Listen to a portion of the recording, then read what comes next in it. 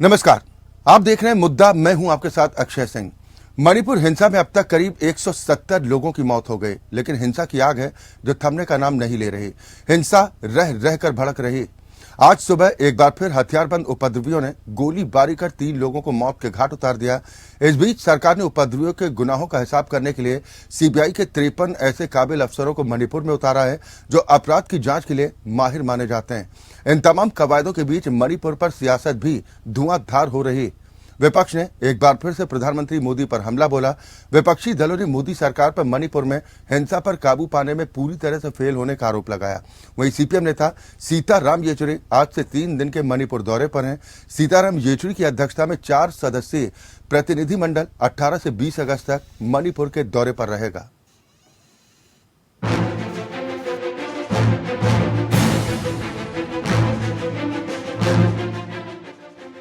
मणिपुर में एक बार फिर से हिंसा भड़क उठी है।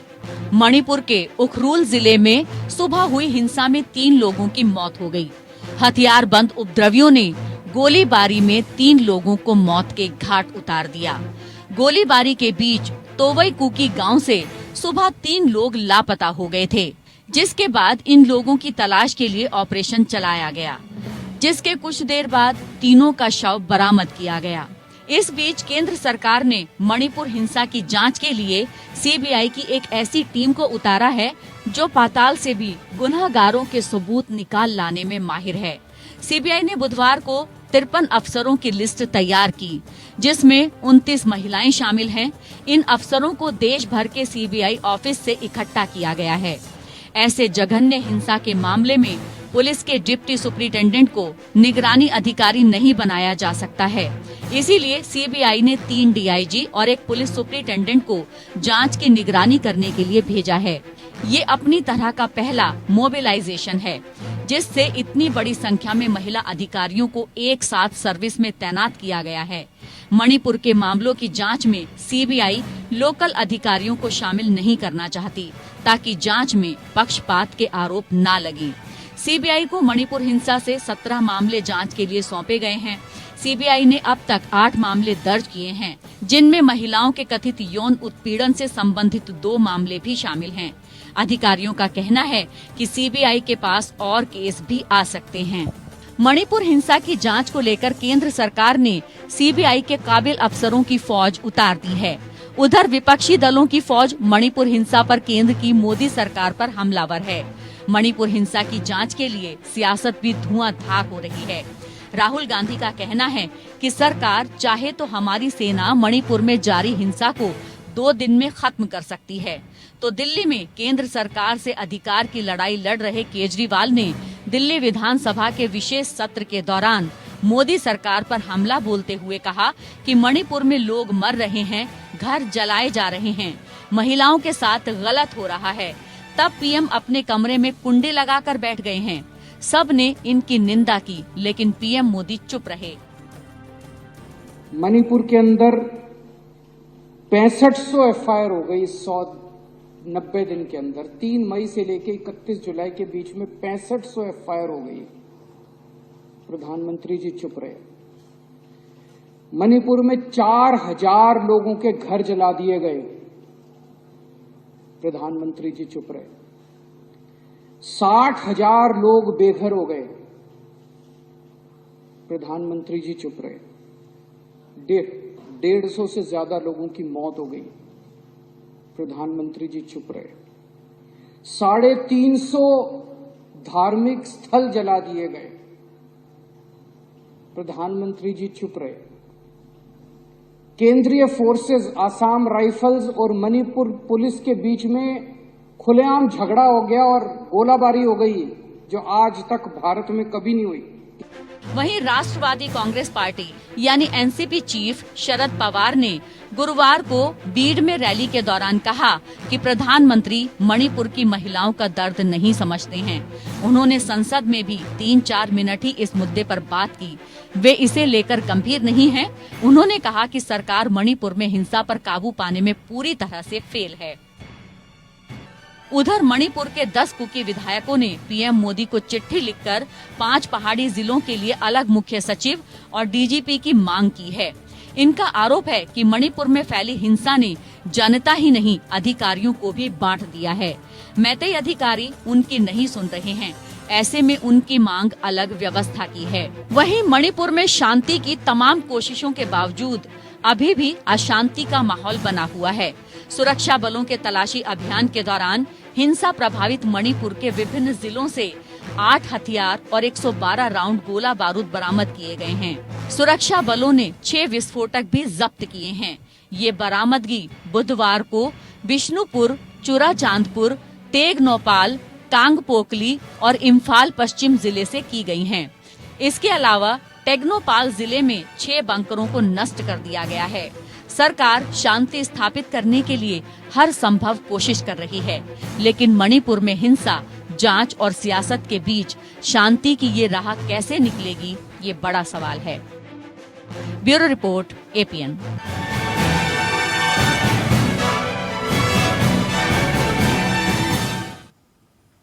यहाँ तो 3 महीने से ज्यादा का वक्त हो चुका है। मणिपुर हिंसा की आग में जल रहा है। रह रहकर हिंसा यहाँ पर भड़क उठती है। हालांकि अब अधिकारियों की लंबी चौड़ी फौज उतारी गई। सवाल ये कि क्या यह हिंसा जल्द रुक पाएगी? आज हम इसी पर चर्चा करेंगे। सभी खास मेहमान हमारे साथ जुड़ चुके हैं। सबसे पहले अपने दर्शकों की मुलाकात अपने आज के सभी सम्मानित अतिथियों से। मेरे साथ आर के मिश्रा जी हैं, आप प्रवक्ता भारतीय जनता पार्टी हैं। कांग्रेस का प्रतिनिधित्व करने के लिए कांग्रेस नेता डॉक्टर कुलदीप मलिक साहब हमारे साथ इस कार्यक्रम में शामिल हैं। GS अवाना साहब हैं, आप पूर्व IPS हैं। और आम आदमी पार्टी के प्रवक्ता संजीव निगम हमारे साथ इस कार्यक्रम का हिस्सा हैं। बहुत स्वागत है आप सभी का। शुरुआत आर के मिश्रा जी मैं आपसे ही करना चाहूंगा। आखिर कब तक मणिपुर में हिंसा की आग यूं ही जलती रहेगी? फिर 3 कत्ल। अच्छा जी, मैं आपको सबसे पहले ये कहना चाहता हूँ कि मणिपुर के अंदर में जिस तरह से सरकार के द्वारा क्या प्रयास किए जा रहे हैं, पहली बात तो ये, क्योंकि हर बार हमने देखा है जो कि विपक्षियों द्वारा यही प्रश्न उठाए जाते हैं कि सरकार के द्वारा जो उचित जो व्यवस्था है या उचित जो कदम है वो नहीं उठाए। मैं आपको आश्वस्त करना चाहता हूँ आपके चैनल के माध्यम से, क्योंकि मणिपुर के अंदर में जो संवाद है, जो दोनों समुदाय के बीच जो संवाद है वो भी जारी है। प्रशासनिक व्यवस्थाएं उसको भी दुरुस्त किया जा रहा है। आपने देखा होगा जो किस तरह से गृह मंत्री जी का भी दौरा हुआ, वहां पे गृह राज्य मंत्री नित्यानंद राय जी का वहां पर 22 दिनों तक प्रवास रहा है। उसके बाद आपने देखा किस तरह से प्रधानमंत्री जी खुद सदन के अंदर में वहां पर आश्वस्त कर चुके हैं कि हमारे द्वारा उठाए गए जो उचित कदम है वो निश्चित तौर पर कहीं न कहीं रंग लाएगी। और मुझे लगता है जो सब बहुत ही कम समय के अंदर में इसके ऊपर में हम विजय प्राप्त कर लें। दूसरी बात ये कह रहा हूँ कि किस तरह से प्रशासनिक व्यवस्थाओं के अंदर में आपने देखा होगा जो कि 53 ऐसे CBI के तेज तर्रार ऑफिसर इसमें वहां पर डिप्यूट किए गए हैं, खास करके जिस उस केस के लिए जो अभी तक के जो हिंसा हुए, जो उपद्रव हुए, जो महिलाओं के साथ दुर्व्यवहार हुए, उन सब के ऊपर में जो क्रियान्वयन है CBI की तेज तर्रार ऑफिसर देंगे। मुझे लगता है आने वाले के अंदर में शांति जरूर स्थापित होगी। पक्षियों का काम है बहुत उठाना, लेकिन मुझे लगता है जो उचित कदम है वो उठाए जा रहे हैं और आने वाले समय में इसके सकारात्मक परिणाम हमको सबको नजर आ रहा है। नहीं मिश्रा जी, वजह क्या है कि विपक्षी सवाल उठा रहे हैं, सरकार की नीयत पर प्रश्न खड़े कर रहे हैं? सदन के भीतर अविश्वास प्रस्ताव के दौरान चर्चा के समय विपक्षी नेताओं की तरफ से जो कहा गया वो कह रहे हैं कि ये तो बीजेपी की साजिश है, सीधा आरोप लगा रहे हैं। राहुल गांधी ये कह रहे हैं कि आखिर क्या वजह कि सेना नहीं उतार रही है सरकार? एक चीज बताता हूँ, बहुत ही सेंसिटिव मुद्दा है। मणिपुर के जिस तरह से राहुल गांधी जी व्याख्यान करने की, इंटरप्रिटेट करने की कोशिश कर रहे हैं, मुझे लगता है कम से कम उनको अपनी संवेदनशीलता को बरकरार रखनी चाहिए, अपनी गंभीरता को बरकरार रखनी चाहिए। आप सेना उतार देंगे, आप किसके ऊपर में सेना उतारेंगे? एक चीज बताइए, वहां के जो निवासी है चाहे किसी भी समुदाय से हो, क्या उसके ऊपर में आप गोलीबारी करेंगे? मुझे लगता है कम से कम संवेदनशीलता और गंभीरता ऐसी स्थिति में बना करके रखनी चाहिए। विपक्षियों को सत्ता पक्ष की तरफ से पूरी तरह से किए जा रहे हैं। आने वाले समय में इसके सकारात्मक परिणाम होंगे, ऐसा मुझे आशा है। चलिए ठीक है डॉक्टर कुलदीप मलिक साहब, क्या मणिपुर हिंसा के बहाने अपनी सियासत चमकाने की कोशिश ज्यादा है, वहां के लोगों की चिंता कम? नहीं, देखिए अक्षय जी, मैं बिल्कुल गंभीरता के साथ इस बात को कह रहा कि ऐसी हिंसा में कोई भी दल अगर सियासत कर रहा तो ये घोर निंदनीय है और ऐसा किसी भी दल को नहीं करना चाहिए। रही मैं एक बात अपने भारतीय जनता पार्टी के जो मेरे प्रवक्ता है, मैं इनसे ही पूछना चाह रहा कि भाई अब तो केंद्र में भारतीय जनता पार्टी की सरकार है, मणिपुर में भी भारतीय जनता पार्टी की सरकार है, और भारतीय जनता पार्टी की सरकार होने का मतलब किसी भी राज्य में कि वहां पे दंगे नहीं हो सकते, और मणिपुर में तो दंगे हो ही नहीं रहे। मणिपुर में तो पिछले 3 महीने से ज्यादा का समय होगा वे दंगे आप पे जो है कंट्रोल भी नहीं हुए।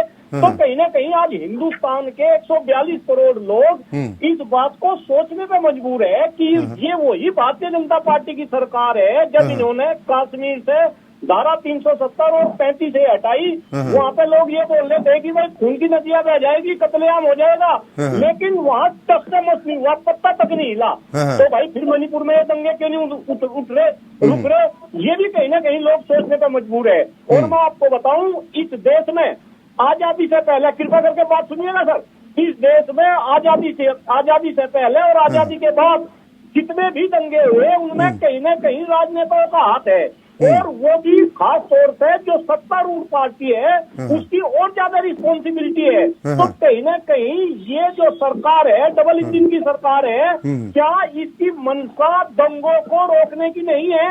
इस पे भी हमें सोचना पड़ेगा। नहीं मलिक साहब मैं आपसे ये समझना चाह रहा हूं कि राहुल गांधी सेना उतार कर क्या करना चाहते हैं, कि अगर सेना उतर जाती तो सेना क्या करेगी? सफेद झंडे लहराएगी या गोलियां दागेगी? नहीं, आप एक बात बताओ, अगर वहाँ पे जो एडमिनिस्ट्रेशन है अगर उससे सिचुएशन कंट्रोल नहीं हो रही तो सेना का तो ऑप्शन हमारे पास में खुला है।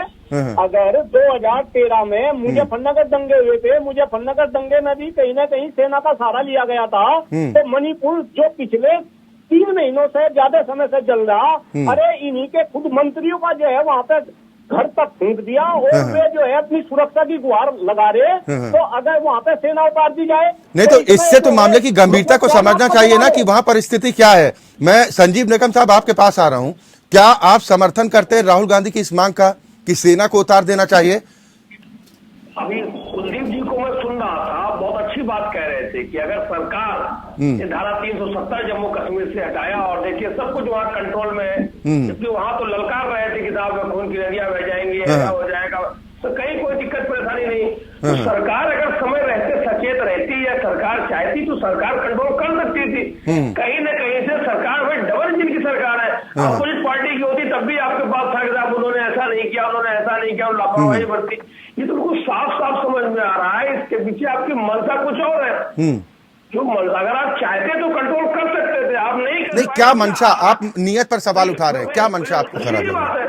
कल जो है दिल्ली विधानसभा के अंदर दिल्ली के मुख्यमंत्री ने बहुत स्पष्ट तौर से बताया कि इतनी FIR हो चुकी, इतना ऐसा हो चुका, और प्रधानमंत्री महोदय चुप्पी साधे बैठे हुए हैं। जब सही मायने में लोगों की आवश्यकता होती, लोग चुन करके क्यों बिठाते हैं मुख्यमंत्री प्रधानमंत्री कि जब हम संकट में है साहब आप कम से कम हमारी मदद करिए। समय रहते प्रधानमंत्री ने कभी नहीं कहा कि भाई जो भी कुछ होगा हम देखेंगे, हम इसको इसका सही से निराकरण करेंगे, हम देख रहे हैं। कभी प्रधानमंत्री ने कहा ही नहीं, इतनी देर हो गई।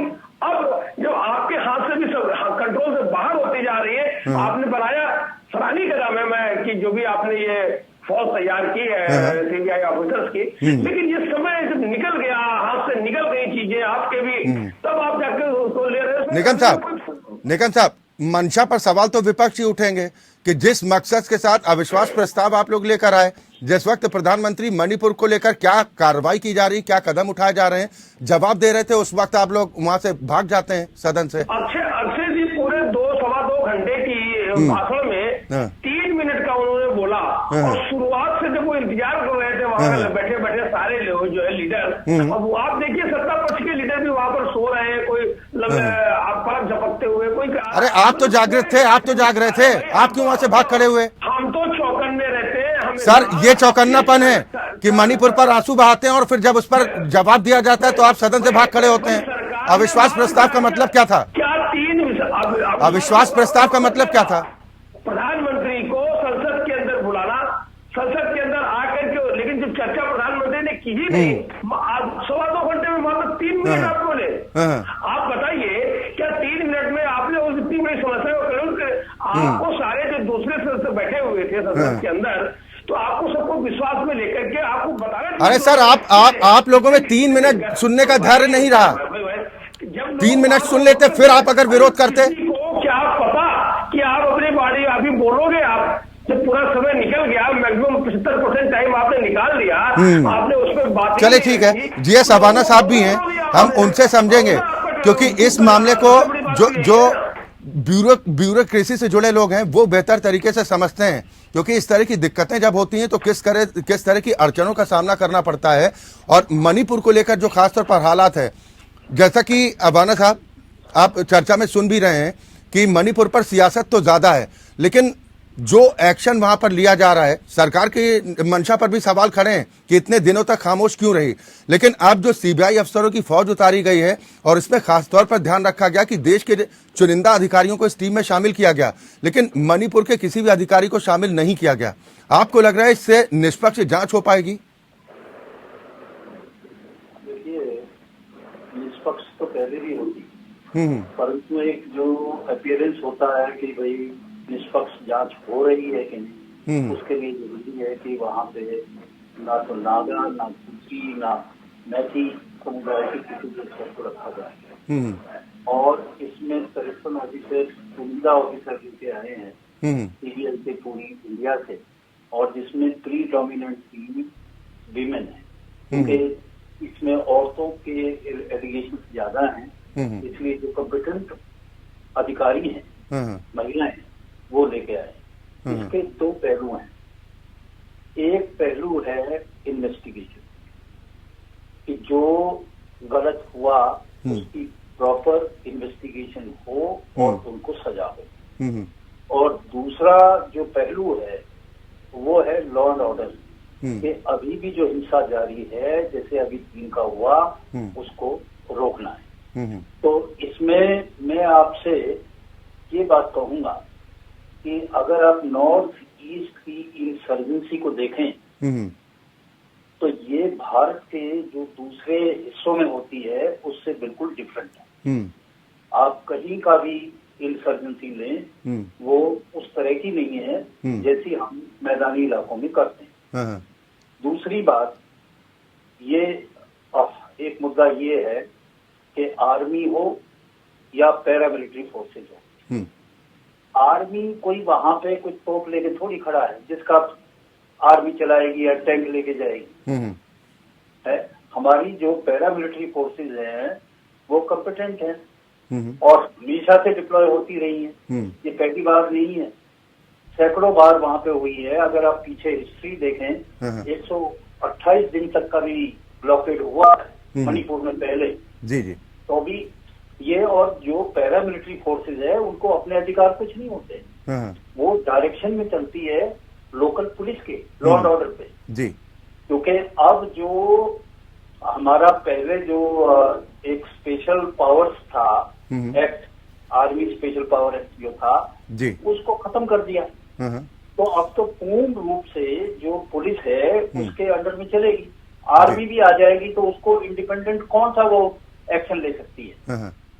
वो कोई एक्शन नहीं ले सकती। सर, मैं एक चीज आपसे जानना चाह रहा हूं, जो विपक्ष बार बार आरोप लगा रहा है कि स्थानीय प्रशासन हिंसा को रोक पाने में नाकाम रहा है, जो राज्य सरकार अपनी जिम्मेदारी पर खरी नहीं उतर पाई और यही वजह कि हालात बिगड़ते गए, बद से बदतर होते गए। आप मानते हैं? कोई पॉलिटिकल उस पे तो दूंगा नहीं, ये इनका हर आदमी का अपना इंटरेस्ट है, हर पार्टी का अपना इंटरेस्ट है जी। मैं तो प्योर एडमिनिस्ट्रेटिव और पुलिस एंगल से बात कहता हूँ, जो इस तरह की बातें होती हैं। अब आप ये देखिए, 10% जो एरिया है वो वैली का है और 90% जो है पहाड़ों का है जी। और जो पहाड़ का जो एरिया है वहां पे आप देखेंगे तो वहां ओपियम की बहुत बड़ी खेती होती है, अफीम की जी। तो इसमें कोई मणिपुर के लोगों का ही इंटरेस्ट नहीं है, बाहर के लोगों का भी इंटरेस्ट जो है, जो ड्रग माफिया है उसका बहुत बड़ा स्टेक है मणिपुर में जी। और जो पहाड़ों पे रहते हैं उनको एसटी का स्टेटस है और उनको यह अधिकार है कि वो वैली में नीचे अपना कोई भी चीज खरीद सकते हैं, पर वैली के लोग पहाड़ों पे नहीं जा सकते जी, ना वो कर सकते हैं। बिल्कुल सर, असल मुद्दा तो इसी बात को लेकर और टकराव की एक बड़ी वजह वही है कि अगर हाईकोर्ट की तरफ से अगर कोई निर्देश दिया जाता है सरकार को कि इस मामले में क्या कदम आप बढ़ा रहे हैं, उसके बाद ये हिंसा फैलती है, तो स्वाभाविक है कि वहां पर दिक्कत जो है वो आज की तो नहीं है, जैसा आप जिक्र भी कर रहे हैं। लेकिन अब कुकी समुदाय के 10 विधायकों ने प्रधानमंत्री को चिट्ठी लिखी है मिश्रा जी, पहाड़ी जिलों के लिए अलग से मुख्य सचिव और डीजीपी की मांग कर रहे हैं। क्या जवाब देगी सरकार? की बात है क्योंकि सरकार क्या इसके ऊपर में कदम उठाती है, लेकिन मैं आपको इसके आपके चैनल के माध्यम से आश्वस्त करना चाहता हूँ, चाहे मणिपुर वासी हो, चाहे देश की जनता को मैं बात बताना चाहता हूँ, या विपक्षी जो दल हमारे ऊपर प्रतिष्ठा लगाते हैं, मैं उनको भी बताना चाहता हूँ। क्योंकि जिस तरह से हमने प्रशासनिक व्यवस्थाओं के अंदर में, चाहे वो सीबीआई का मामला हो, पैरामिलिट्री का मामला हो, अवाना साहब ने अभी बिल्कुल जिक्र किया, चाहे पैरामिलिट्री हो, चाहे किसी भी तरह की व्यवस्था हो, हम आश्वस्त करना चाहते हैं और मुझे लगता है आने वाले समय में सकारात्मक परिणाम भी मिलेंगे। अभी निगम साहब कह रहे थे कि केवल 2 से 3 मिनट के लिए मणिपुर पर सदन में प्रधानमंत्री जी ने बताया। मैं कहना चाहता हूँ उनको ये इनको देश की चिंता नहीं है, देश वाले नहीं देश वाले। मैं आपको बताना चाहता हूँ इसी बात जो है, सदन में प्रधानमंत्री जब बोल रहे हैं उस समय में आप वॉकआउट करके चले गए। तो प्रधानमंत्री जी से आप क्वेश्चन कर सकते थे, सदन के अंदर में आप बातें कर सकते थे, अपनी बातें रख सकते थे, अपनी जिज्ञासाएं व्यक्त कर सकते थे, अपनी नहीं तो प्रधानमंत्री एक दिन का दौरा भी तो मिश्रा जी कर सकते थे, विपक्षी आवाज को आप लोग खुद ही शांत कर देते। प्रधानमंत्री एक दिन के लिए जहां तमाम जगहों पर दौरे करते हैं, क्या मणिपुर को लेकर अगर चिंता है तो एक दिन का दौरा कर देते, शायद प्रधानमंत्री की अपील का असर पड़ता। अच्छा जी, आप प्रधानमंत्री की बात कर रहे हैं, मैं तो कह रहा हूँ गृह मंत्री जी स्पष्ट रूप से, जबकि पूरा ही मामला मंत्री के समक्ष है और उन्हीं के अधीन सारा चीज है, उसके बावजूद भी विपक्ष, आपने देखा होगा क्या इस तरह से सदन होता है, अविश्वास प्रस्ताव लाते हैं वॉकआउट करके सकते हैं, ठीक है, सदन चलता है, देश चलता है, तो क्यों ना विपक्ष के ऊपर में प्रश्न खड़ा किया जाए। मैं तो विपक्ष के ऊपर में प्रश्न खड़ा कर रहा हूँ, लेकिन इनको देश की चिंता नहीं है, इनको मणिपुर की चिंता नहीं है, इनको अपनी राजनीति की। सर, मणिपुर के लोगों के जहन में भी इस वक्त एक ही बात चल रही है कि हमारी चिंता आखिर असल में है किसको। सरकार कह रही है कि हम वहां पर शांति बहाली के लिए प्रयास कर रहे हैं और बातचीत के माध्यम से रास्ता निकलेगा, शांति का रास्ता निकलेगा। विपक्षी कह रहे हैं कि भाई सेना क्यों नहीं लगा देते। सवाल यह कि क्या अपने ही लोगों पर गोलियां बरसाकर शांति बहाल की जा सकती है। तो लेकिन कुल मिलाकर यही कहा जाए कि अगर मणिपुर के लोगों की वाकई में चिंता है तो चाहे वो सत्ता पक्ष हो चाहे विपक्ष हो, सबको एक साथ मिलजुल कर कोई ना कोई उपाय निकालना चाहिए कि ताकि जल्द से जल्द शांति स्थापित हो पाए, क्योंकि मणिपुर अन्य राज्यों की तुलना में वहां की स्थिति अलग है, जैसा अवाना साहब ने भी कहा। और अगर ये बात राजनीतिक दल समझते हैं तो शायद मणिपुर के लोगों की ज्यादा भलाई हो सकती है। बहुत शुक्रिया आप सभी मेहमानों को मेरे साथ इस चर्चा में शामिल होने के लिए। और इसी के साथ मुद्दा में अभी के लिए बस इतना ही। खबरें लगातार जारी।